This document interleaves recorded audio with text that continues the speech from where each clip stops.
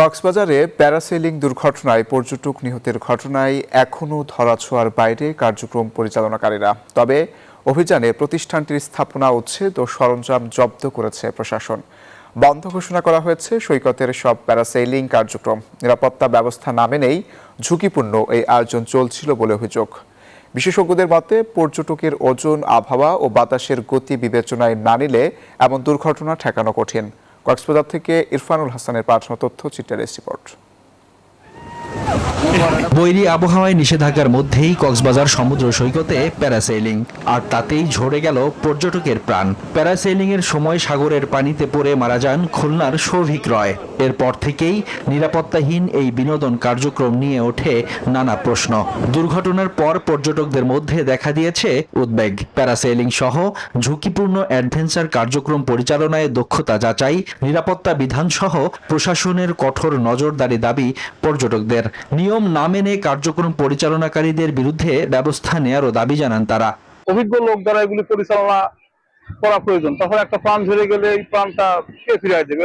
এই ত্রুটিপূর্ণ অব্যবস্থাপনাটা যেন এখানে না থাকে এবং কর্তৃপক্ষ যেন সবকিছু পরীক্ষা নিরীক্ষা করে এবং সুন্দরভাবে এই পর্যটন কেন্দ্রটা পরিচালনা করার জন্য বা করে। প্রশাসনের উচিত বিষয়টা একটু গভীরভাবে খতিয়ে দেখা যে পর্যটকরা আমরা যারা আসতেছি আমাদের সেফটি অ্যান্ড সিকিউরিটি তাহলে কতটুকু, আমরা যেখানে প্যারাসেলিংটা করছি।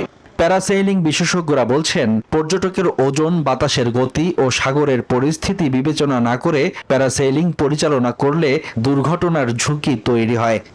সরকারের কাছে আমাদের আবেদন থাকবে যে প্যারাসেলিং একটা অ্যাডভেঞ্চার রাইড, যেটা আমাদের পর্যটন শিল্পের জন্য অবশ্যই প্রয়োজন। এই ডিপার্টমেন্টটা যেন বন্ধ না হয় এবং যারা অপরাধী অবশ্যই তাদের শাস্তি হওয়া উচিত এবং তাদের লাইসেন্স বাতিল হওয়া উচিত।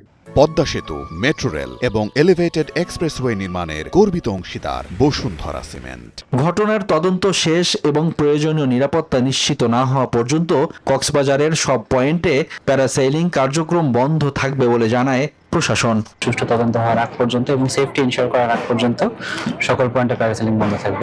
গত 10 বছরে একই প্রতিষ্ঠানের প্যারাসেইলিং থেকে ছিটকে সমুদ্রের পানিতে পড়ে, ঝাউবাগানের গাছের ডগায় আটকে এবং বালুচরে পড়ে আহত হয়েছেন অন্তত 19 পর্যটক। Desk report, news 24।